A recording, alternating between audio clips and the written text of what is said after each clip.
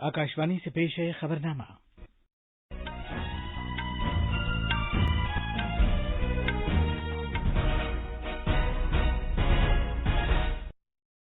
आदाब।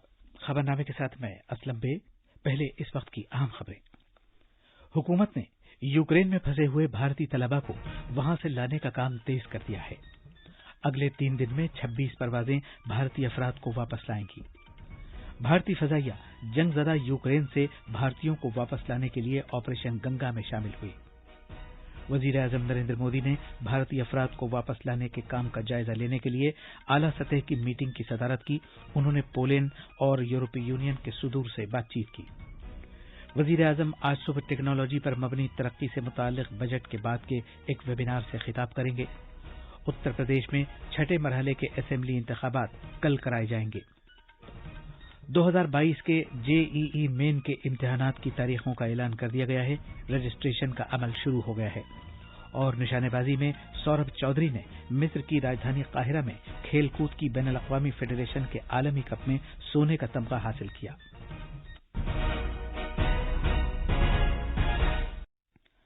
जैसा कि आप जानते हैं, कोरोना वायरस की नई किस्म ओमिक्रॉन अब भी तशवीश का बाइस है। आपसे अपील है कि चौकस रहें, दोनों टीके लगवाएं और 15 से 18 साल तक की उम्र के बच्चों और अफराद को भी टीका लगवाने में उनकी मदद करें। महफूज रहें और ये 3 आसान तरीके अपनाएं। चेहरे पर मास्क लगाएं, 2 गज की दूरी बरकरार रखें और हाथ और चेहरा साफ रखने पर खास ध्यान दें। अब खबरें तफसील से। हुकूमत ने यूक्रेन में फंसे भारतीय अफराद को निकालने की अपनी कार्रवाई तेज कर दी है। जंग से मुतासिरा मुल्क से भारतीय शहरियों को वतन वापस लाने की गरज से आइंदा 3 रोज के दौरान 26 परवाजें चलाने का प्रोग्राम बनाया गया है। मीडिया से बात करते हुए खारजा सेक्रेटरी हर्षवर्धन श्रृंगला ने कहा कि यूक्रेन के दूसरे सबसे बड़े मशरकी शहर खरकीव से भारतीयों को बहिफाजत निकालना हुकूमत की अव्वलीन तरजीह है। उन्होंने कहा कि तकरीबन 12,000 भारतीय शहरी यूक्रेन से रवाना हो चुके हैं। ये जो बॉर्डर क्रॉसिंग्स हैं, इनमें से 5 लाख लोग निकले हैं जब से कॉन्फ्लिक्ट शुरू हुआ। और हमारे जितने भी नागरिक कीव में थे, जितने भी हमारे छात्रों कीव में थे, उनको सभी को हमने ये सलाह दी, ये पश्चिमी की तरफ आए और ये वहां से जब भी मौका मिले एग्जिट करें। और काफी ऑप्शंस एग्जिट करने के लिए हैं। हंगरी की तरफ जा सकते हैं, स्लोवाकिया की तरफ जा सकते हैं, रोमेनिया, पोलैंड, जहां भी एग्जिट हो सकता है वहां से एग्जिट करें। और मोल्डोवा भी 5वां रूट खुल गया है। यूक्रेन के खलाई रास्ते बंद हो जाने के बाद भारत अपने शहरियों को रोमानिया, हंगरी, पोलैंड और स्लोवाकिया जैसे पड़ोसी मुल्कों से मुत्तसिल सरहदी चौकियों के जरिए निकाल रहा है। 4 मरकजी वजीरों हरदीप सिंह पुरी, किरण रिजिजू, ज्योतिरादित्य सिंधिया और जनरल वीके सिंह को इन मुल्कों में मुतय्यन किया गया है ताकि इनखला के अमल में तेजी लाई जा सके। वजीर आजम नरेंद्र मोदी ने भारतीय फजाइया से कहा है कि वो भारतीय शहरियों को यूक्रेन से निकालने के लिए ऑपरेशन गंगा में शामिल हो। भारतीय फजाइया ने इस सिलसिले में C-17 तैयारे को काम पर लगाया है। एक C-17 तैयारा आज सुबह रोमानिया रवाना हो चुका है और आने वाले दिनों में भारतीय फजाइया की मजीद परवाजें चलाई जाएंगी। वजीर आजम नरेंद्र मोदी ने कल शाम दिल्ली में यूक्रेन के मामले पर एक आला सतह की मीटिंग की सदारत की थी। ये इस सिलसिले की वजीर आजम की जानिब से तलब की गई तीसरी मीटिंग थी। मरकजी वज़रा एस जयशंकर और पीयूष गोयल और खारजा सेक्रेटरी हर्षवर्धन श्रृंगला और कौमी सलामती के मुशीर अजीत डोभाल इस मीटिंग में शिरकत करने वालों में शामिल थे। पीर को वजीर आजम ने यूक्रेन में फंसे हुए भारतीय अफराद को वापस लाने की गरज से ऑपरेशन गंगा के तहत जारी कोशिशों का जायजा लिया। वजीर आजम ने कहा कि यूक्रेन में भारतीय शहरियों की हिफाजत और सलामती को यकीनी बनाने की गरज से पूरी सरकारी मशीनरी दिन रात काम कर रही है। वजीर आजम की तीसरी मीटिंग के बारे में मीडिया को तफसील बताते हुए खारजा सेक्रेटरी ने कहा कि कल शाम वजीर आजम की तीसरी मीटिंग में यूक्रेन में भारतीय तालिबे इल्म की मौत पर गहरे रंज गम का इजहार किया गया। वजीर आजम ने एक भारतीय शहरी की जान तलफ हो जाने पर ताजियत का इजहार किया। इससे पहले कल खारजा सेक्रेटरियों ने यूक्रेन और रूस के सफीरों को तलब करके खरकीफ और मुतनाज़ा इलाकों के दीगर शहरों में अब तक फंसे भारतीय शहरियों को बहिफाजत निकालने से मुताल्लिक अपना मुतालबा दोहराया था। वजारत खारजा ने मॉस्को में भारतीय मिशन से ओहदेदारों की एक टीम यूक्रेन से मुत्तसिल रूस के सरहदी इलाकों में भेजी है। ये टीम इस वक्त बेलगोरोद नामी शहर में मौजूद है, जो खरकीफ से ज्यादा दूर नहीं है। خارجہ سیکرٹری نے کہا ہے کہ خرکیف سے اپنے شہریوں کو بحفاظت نکالنا حکومت کی اولین ترجیح ہے۔ خارجہ سیکرٹری نے یہ بھی کہا کہ بھارتی شہریوں کو کیف سے نکالے جانے سے متعلق پہلی ایڈوائزری جاری کیے جانے کے بعد سے تمام بھارتی شہر سے باہر جا چکے ہیں اور یوکرین کے ایک جنوبی قصبے میں موجود 1400 شہری بھی ملک کے مغربی حصوں کی جانب روانہ ہو چکے ہیں۔ وزارت خارجہ کی ٹیم ان افراد کو بخارسٹ تک لے جانے میں سہولت فراہم کر رہی ہے۔ وزیر اعظم نریندر مودی نے یورپی کونسل کے صدر چارلز مائیکل سے بھی کل فون پر بات کی۔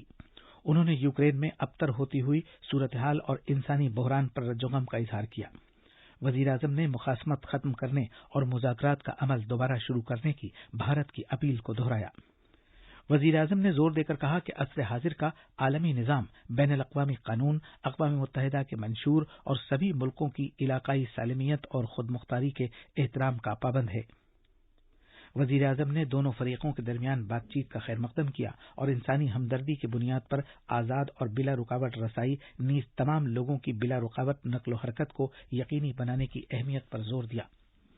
انہوں نے متاثرہ علاقوں کو دواؤں سمیت ہنگامی راحت سامان بھیجنے کی بھارت کی طرف سے کی گئی کوششوں کے بارے میں اظہار خیال کیا۔ وزیر اعظم مودی نے فرانس کے صدر ایمانوئل میکرون سے بھی بات چیت کی۔ دونوں رہنماؤں نے یوکرین میں جاری صورتحال پر بات چیت کی۔ انہوں نے یوکرین میں جاری مخاصمت اور انسانی ہمدردی کی بگڑتی ہوئی صورتحال پر تشویش کا اظہار کیا۔ انہوں نے پولینڈ کے صدر اندرزیج دودا سے بات چیت کی اور یوکرین سے بھارتی شہریوں کو واپس لانے میں یورپی ملکوں کی طرف سے فراہم کی گئی مدد پر ان کا شکریہ ادا کیا۔ وزیر اعظم نے یوکرین سے پولینڈ جانے والے بھارتی شہریوں کے لیے ویزا ضابطوں میں نرمی کے خصوصی قدم پر صدر دودا کا شکریہ ادا کیا۔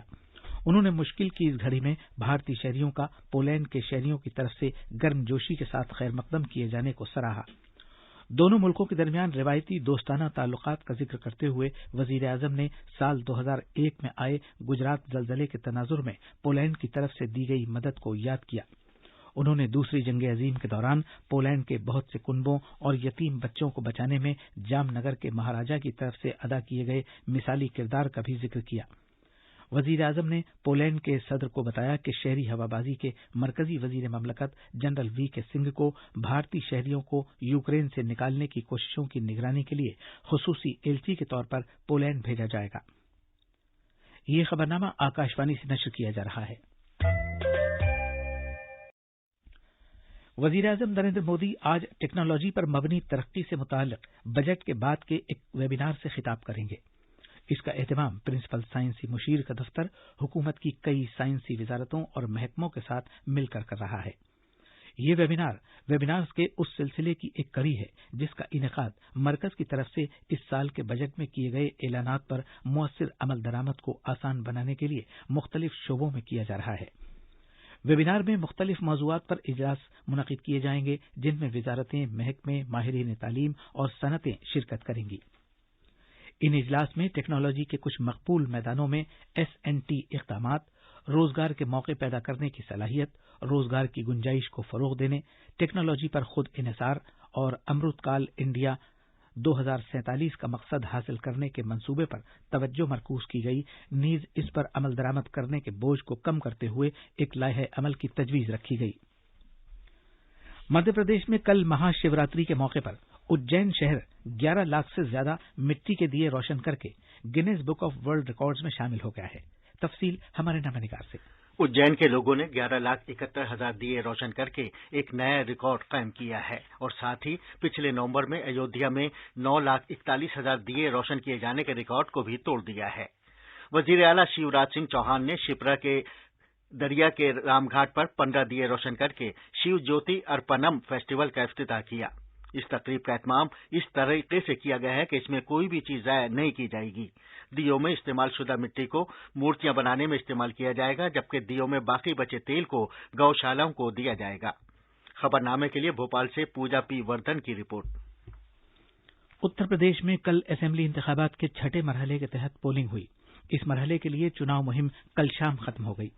اس مرحلے میں 10 ضلعوں پر پھیلے 57 اسمبلی حلقوں میں پولنگ ہوئی۔ یہ ضلع ہیں امبیڈکر نگر، بلرام پور سدھارتھ نگر، بستی گورکھپور، مہاراج گنج، کشی نگر، دیوریا، سنت کبیر نگر اور بلیا۔ इस मरहले में कुल 676 उम्मीदवार मैदान में हैं। एक रिपोर्ट। जिन जिलों में छठे मरहले में वोट डाले जाएंगे वो पूर्वांचल खत्ते में आते हैं, जहां कई अर्जुमन अजला जैसे बलरामपुर, सिद्धार्थनगर हैं, सैलाब से मुतासिरा इलाके हैं और वो इलाके भी हैं जो चावल और गन्ने की खेती के लिए मशहूर हैं। सभी पार्टियों ने अपनी इंतखाबी मुहिम के दौरान इस इलाके की पसमंदगी को मुद्दा बनाया है, लेकिन इस मरहले में सबकी निगाहें होंगी गोरखपुर शहर सीट पर, जहां से सीनियर बीजेपी लीडर और वजीर आला योगी आदित्यनाथ पहली मरतबा असेंबली इंतखाबात लड़ रहे हैं। पहली मरतबा असेंबली इंतखाबात में अपनी किस्मत आजमा रहे हैं और कभी उन्हीं के साथी रहे उपेंद्र दत्त शुक्ल की बेवा सुभावती शुक्ल समाजवादी पार्टी के टिकट पर उनके मद्दे मुकाबिल हैं। आजाद समाज पार्टी के सदर चंद्रशेखर आजाद भी इसी सीट से चुनाव लड़ रहे हैं। खबरनामे के लिए लखनऊ से सुशील चंद्र तिवारी। मणिपुर में असेंबली इंतखाबात के दूसरे मरहले के लिए इंतखाबी मुहिम में तेजी आ गई है। सियासी पार्टियां वोटरों को रागिब करने की कोशिशों में कोई कसर बाकी नहीं रख रही हैं। दूसरे मरहले में मणिपुर के 10 जिलों के 22 असेंबली हलकों में 92 उम्मीदवार चुनाव मैदान में हैं। इस मरहले के तहत 8,38,000 से ज्यादा राय दहिंदगान उम्मीदवारों की सियासी किस्मत का फैसला करेंगे। इस मरहले में 5 मार्च को 1,247 वोटिंग मरकजों पर वोट डाले जाएंगे। 2022 के मुश्तरका दाखिला इम्तिहान जेईई मेन की तारीखों का ऐलान कर दिया गया है। इम्तिहान के इनेकाद से मुताल्लिक एजेंसी एनटीए जेईई मेन 2022 के इम्तिहानात 2 सेशंस में कराएगी। पहला सेशन इस साल अप्रैल में, जबकि दूसरा सेशन इस साल मई में कराया जाएगा।